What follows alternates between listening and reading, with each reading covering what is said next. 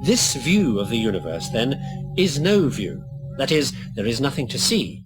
There is no truth, only emptiness.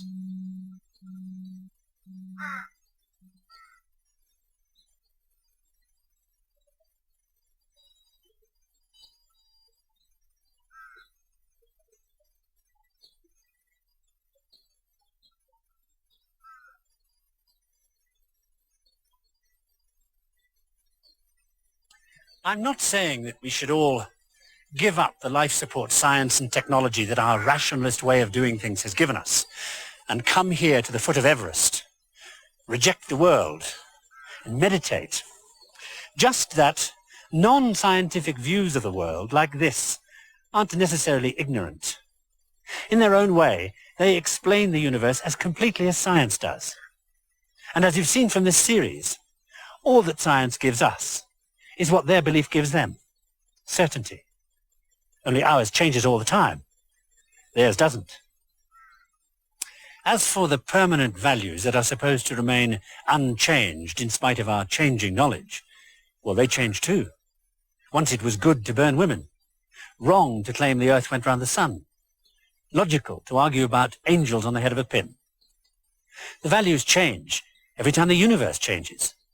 And that's every time we redefine a big enough bit of it, which we do all the time through the process of discovery that isn't discovery, just the invention of another version of how things are. And yet, in spite of that, we still go on believing that today's version of things is the only right one. Because, as you've learned from this series, we can only handle one way of seeing things at a time. We've never had systems that would let us do more than that. So we've always had to have conformity with the current view. Disagree with the church, and you were punished as a heretic. With the political system, as a revolutionary. With the scientific establishment, as a charlatan. With the educational system, as a failure. If you didn't fit the mold, you were rejected.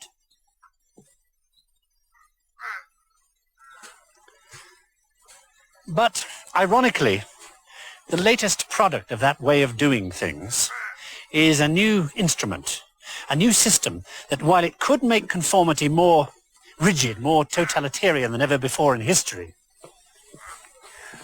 could also blow everything wide open.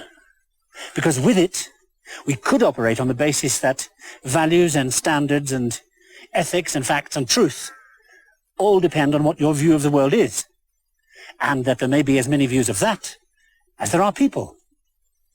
And with this capable of keeping a tally on those millions of opinions voiced electronically, we might be able to lift the limitations of conforming to any centralized representational form of government, originally invented because there was no way for everybody's voice to be heard.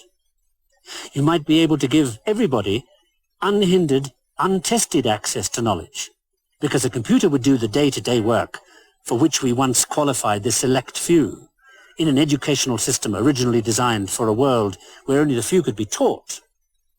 You might end the regimentation of people living and working in vast, unmanageable cities, uniting them instead in an electronic community, where the Himalayas and Manhattan were only a split second apart. You might, with that and much more, break the mold that has held us back since the beginning, in a future world that we would describe as balanced anarchy, and they will describe as an open society, tolerant of every view, aware that there is no single privileged way of doing things. Above all, able to do away with the greatest tragedy of our era, the centuries-old waste of human talent that we couldn't or wouldn't use. Utopia? Why? If, as I've said all along, the universe is at any time what you say it is, then say,